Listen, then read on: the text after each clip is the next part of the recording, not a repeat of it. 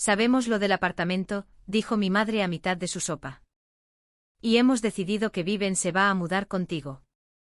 Era un domingo, la 1 de la tarde, en un restaurante en el lado norte de Milwaukee, al que mis padres habían ido desde antes de que yo naciera. Yo había pedido pescado blanco. Llevaba 11 minutos en esa mesa. Ustedes han decidido, dije. Bueno, es obvio, ¿no? Ella se secó la comisura de la boca. 2 dormitorios, piso 22. El marido de tu prima hace paneles de yeso para esa empresa de gestión, Cristina, y vio tu nombre en la lista de propietarios, así que no te sientes ahí a actuar como si fuera un gran secreto. $462.000 para una persona. Mi padre estaba cortando su bistec y no levantó la vista. Mi hermana estaba frente a mí, con el teléfono boca abajo junto a su vaso de agua, lo que significaba que ya se lo habían dicho, ya había aceptado y ahora estaba fingiendo paciencia. Es un apartamento de 2 dormitorios, dije. El segundo es una oficina. Tienes un portátil, dijo mi madre. Puedes poner un portátil en cualquier lugar. Viven tiene un apartamento. A Viven la van a desalojar en 5 semanas. Mi madre lo dijo con el tono que la gente usa para hablar del clima, lo cual sabrías si hubieras llamado. Miré a mi hermana. Vivian se encogió de hombros y picoteó un panecillo. 30 años. 8 trabajos en 11 años. Ninguno duró más de 7 meses. Un coche que mi padre le había comprado 2 veces, porque el primero fue embargado y él pagó la deficiencia con dinero de su jubilación para que no quedara en su historial.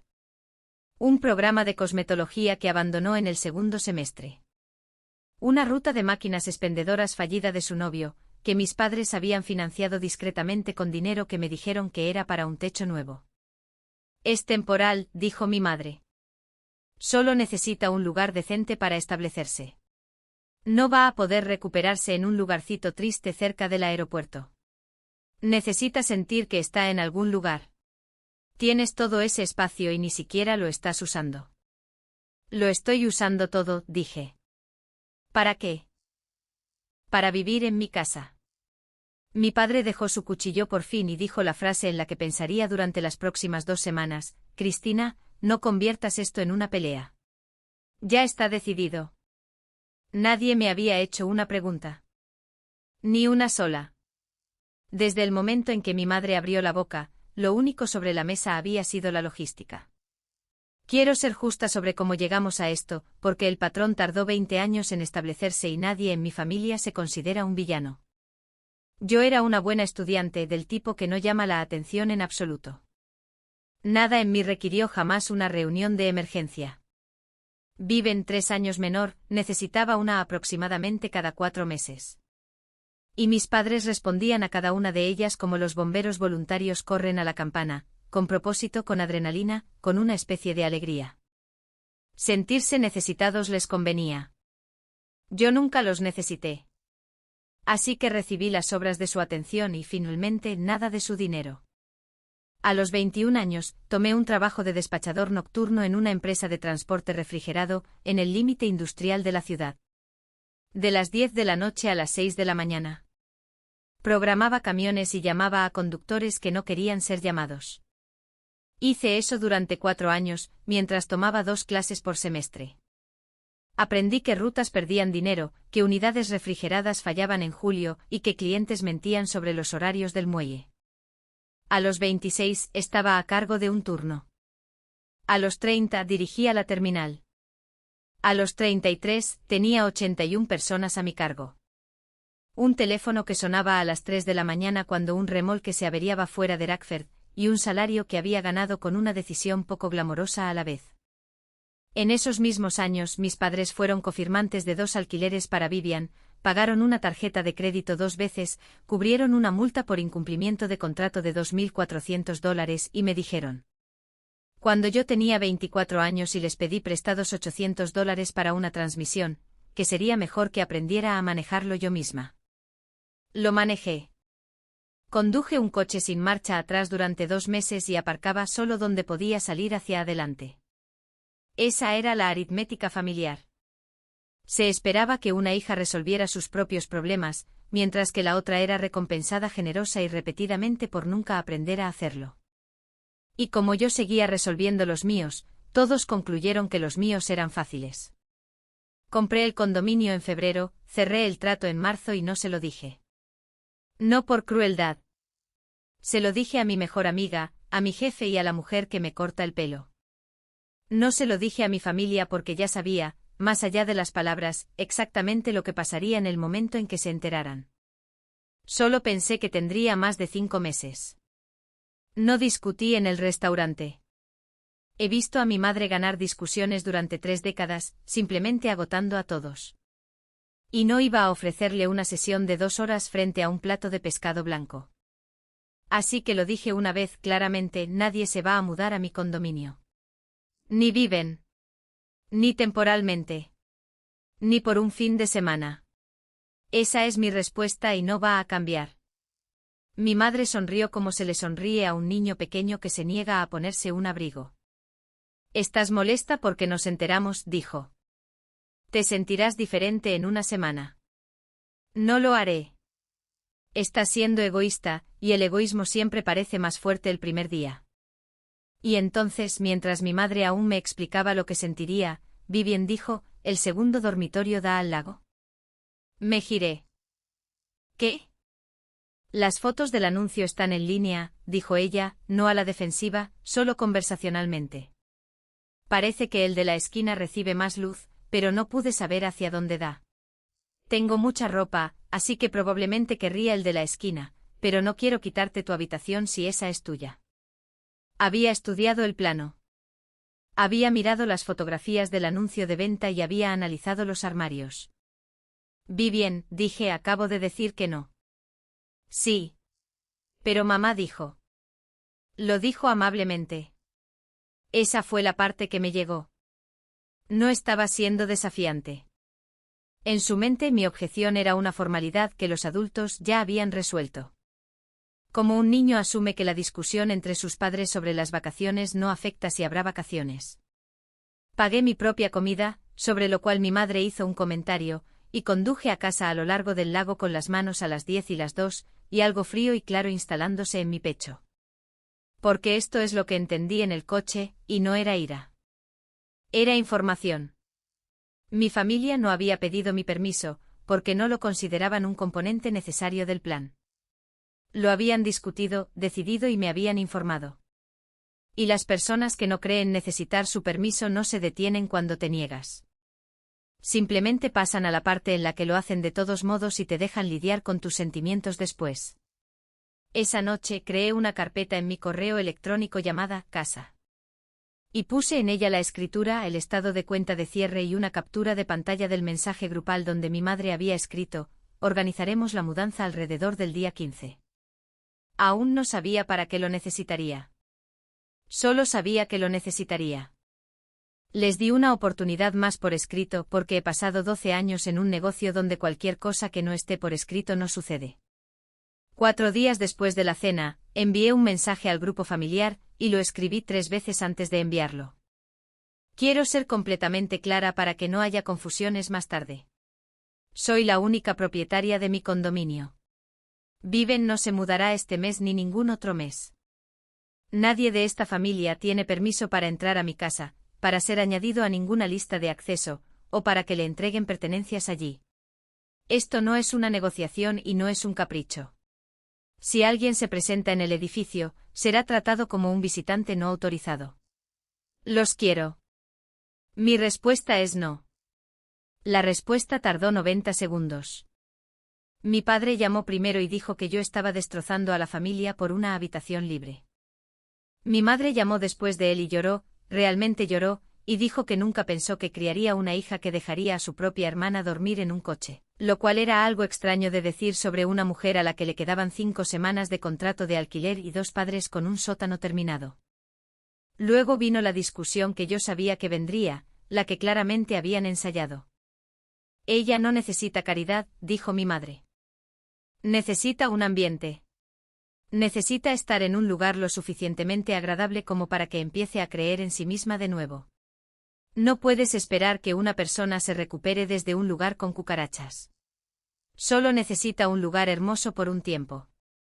Así que el plan es que el problema de confianza de Viven se resuelva con una vista al lago que yo pago. Dije, ¿cuándo te volviste tan dura? Mi madre dijo, más o menos cuando dejé de tener permitido necesitar algo. Me colgó. Vivien envió un mensaje esa noche y también lo guardé. Decía, honestamente estás siendo muy dramática. Es una habitación de sobra. Mamá dijo que al final cederías. Siempre lo haces. Siempre lo haces. Lo cual era cierto. Esa fue la acusación completa, allí mismo. Escrito por alguien que ni siquiera sabía que estaba escribiendo una. Entonces, 8 días antes del día 15, todo se calmó de una manera que debería haberme hecho sospechar de inmediato. Mi madre llamó un miércoles, sonando cansada y amable, y dijo que lo habían hablado y que lo dejaban. Dijo que quizás había presionado demasiado. Dijo que Vivien tenía una amiga con un lugar en West Alice y que probablemente sería mejor de todos modos, porque la amiga tenía un perro y a Vivien le encantaba ese perro. Me preguntó por mi trabajo. Me preguntó si dormía lo suficiente. Dijo que estaba orgullosa de mí por el condominio, de hecho, que debería haberlo dicho antes y que lamentaba no haberlo hecho. Me senté en mi propio sofá, en mi propia sala de estar, con el lago volviéndose gris afuera, y sentí cómo se aflojaba el nudo en mi pecho. Le dije que la quería. Lo decía en serio. Colgué y pensé, está bien, esto ha terminado. Esa tregua falsa duró 6 días. El martes antes del día 15 mi tía me envió una fotografía, porque mi tía nunca en su vida ha entendido quién debía y quién no debía ver algo. Era una foto de Viven de pie en un trastero, frente a una pared de cajas selladas con cinta, sonriendo, haciendo el signo de la paz. El pie de foto que mi madre había escrito debajo en el hilo familiar extendido decía, gran semana por delante. Nuestra chica está progresando en el mundo. Piso 22, justo en el lago. Lo miré durante mucho tiempo. Luego empecé a hacer llamadas, y lo que descubrí me llevó unas 2 horas. La empresa de mudanzas tenía un trabajo programado para el sábado por la mañana a las 9. Origen, una instalación de almacenamiento en Greenfield. Destino, mi edificio, mi número de unidad, solicitado por una clienta llamada Margarite. Les habían dicho que la residente estaría presente. Mi madre también había llamado a la oficina de administración 2 veces la semana anterior. Rosalind, la administradora de la propiedad, me lo confirmó por teléfono con una voz que se tensaba con cada frase, identificándose como mi madre y preguntando sobre el proceso para añadir un ocupante, la política de reserva del ascensor de carga y si el muelle de carga requería un código. Se le había dicho correctamente que solo el propietario de la escritura podía autorizar cualquiera de esas cosas. Ella les había dado las gracias y había dicho que me haría llamar. Y el jueves por la mañana, llegó una carta a la oficina de administración. Estaba dirigida de mi parte impresa en papel liso, concediendo a mi hermana permiso para residir en mi unidad indefinidamente y solicitando que se le emitiera una llave electrónica. Mi firma estaba al pie y era un intento decente. Quiero describir la sensación exacta, porque no fue lo que esperaba. No fue rabia. Fue esa extraña claridad flotante que se obtiene a las 4 de la mañana, cuando un conductor llama y dice que el remolque está volcado. Todo el ruido desaparece y lo que queda es una secuencia de cosas por hacer. Nunca habían tenido la intención de dejarlo. La llamada telefónica amable, la disculpa, la amiga con el perro, eso era una tapadera para que yo me relajara y no estuviera vigilando el día 15. El plan era estar dentro primero, tener cajas en mi segundo dormitorio y el cepillo de dientes de mi hermana junto a mi lavabo, para que cuando yo llegara a casa, fuera yo quien montara una escena. Y toda la conversación cambiaría de ¿puede ella? A ¿de verdad vas a echar a tu propia hermana? Me conocían. Sabían que odiaba las escenas. Habían contado con ello. No dormí mucho esa noche y por la mañana, ya no estaba molesta. Estaba organizada. El jueves por la tarde me senté en la oficina de administración con Rosalind y Emanuel, quien dirige la seguridad del edificio, y puse todo sobre la mesa en una pila. La escritura. Mi negativa por escrito al grupo familiar, impresa con la fecha. La respuesta de Viven. La fotografía y el pie de foto de mi madre del hilo familiar extendido. La orden de trabajo de la empresa de mudanzas, de la cual me habían enviado una copia por correo electrónico una vez que me identifiqué como la propietaria de la escritura y les dije que no existía tal trabajo. Y la carta falsificada que Rosalind deslizó por la mesa hacia mí con 2 dedos, como si fuera algo muerto. Esa no es mi firma, dije. Lo sé, dijo ella. Tu paquete de cierre está en el archivo. Repasamos punto por punto. Cada autorización de acceso a mi unidad fue borrada y reconstruida desde cero. 2 llaveros electrónicos, ambos en mi posesión, ambos recién registrados, los antiguos fueron anulados en el sistema. El código de la cerradura de la puerta fue cambiado y se activó una alerta de bloqueo para que los intentos fallidos repetidos notificaran a la recepción y a mi teléfono al mismo tiempo. La reserva del ascensor de carga para el sábado, que nadie había podido hacer en realidad, fue marcada para que nadie pudiera hacer una a mi nombre por teléfono. Las alarmas del muelle de carga y de la puerta de la escalera, que el equipo de mantenimiento silenciaba rutinariamente durante las mudanzas programadas, se mantuvieron activas. Entonces Emanuel escribió una nota para el registro de la recepción y me la leyó. Las 3 personas mencionadas no eran visitantes autorizadas, no debían ser admitidas, no debían ser escoltadas, y cualquier intento de entrada sería tratado como si fuera el de un extraño. Quiero esa última parte exactamente así, dije. Lo mismo que para cualquier otra persona. Sin llamada de cortesía primero. Sin demoras mientras alguien piensa en el ángulo familiar. Rosalind me miró por un segundo. ¿Estás segura? Se les ha dicho por escrito, dije 2 veces. La única manera de que todo esto suceda es si eligen ignorarme una vez más. Luego envié un último mensaje al chat grupal a las 11 de la noche, para que hubiera un registro de tiempo. Sé lo del sábado. No hay trabajo en mi edificio, no hay reserva de ascensor y no hay permiso. Si vienen, no se les permitirá entrar y serán tratados como intrusos. Esta es la última advertencia que recibirán de mí. Nadie respondió, ni uno solo de ellos. Esa fue la respuesta, y la entendí. El sábado por la mañana me levanté a las 6, preparé café y conduje hasta una cafetería a 9 millas de mi edificio, donde me senté en un rincón con mi teléfono sobre la mesa, junto a un plato que nunca toqué.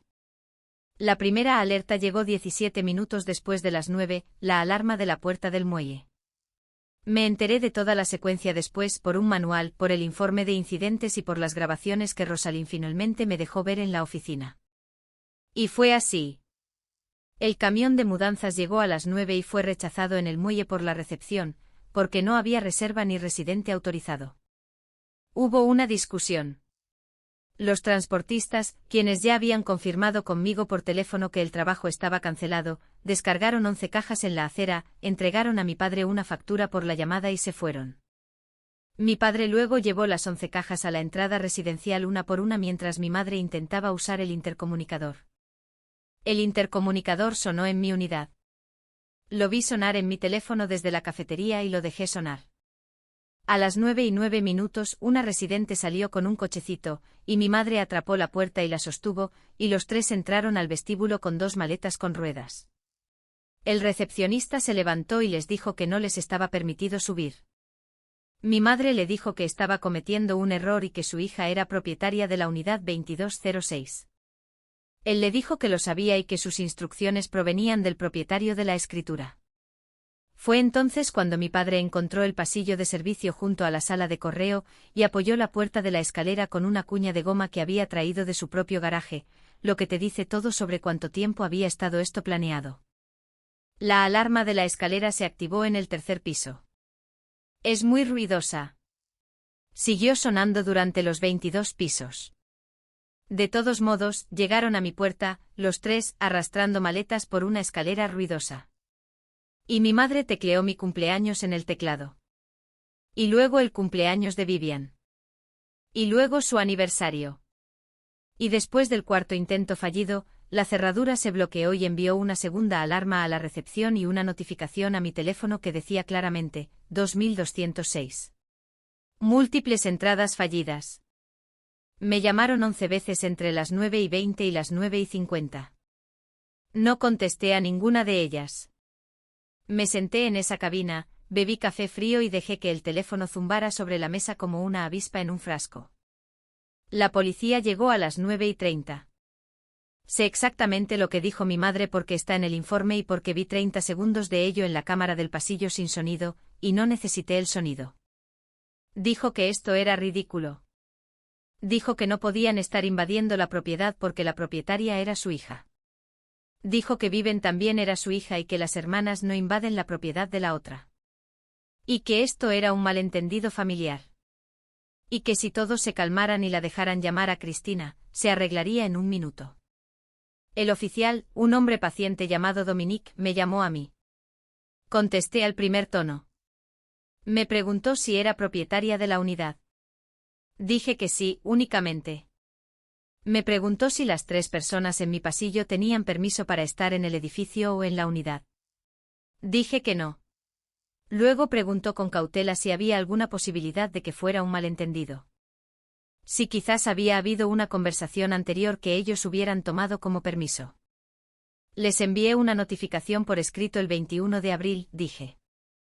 Les dije que envié una segunda notificación por escrito a las 11 del jueves por la noche, diciéndoles exactamente lo que pasaría si venían. Presenté todo eso a la administración del edificio el jueves por la tarde.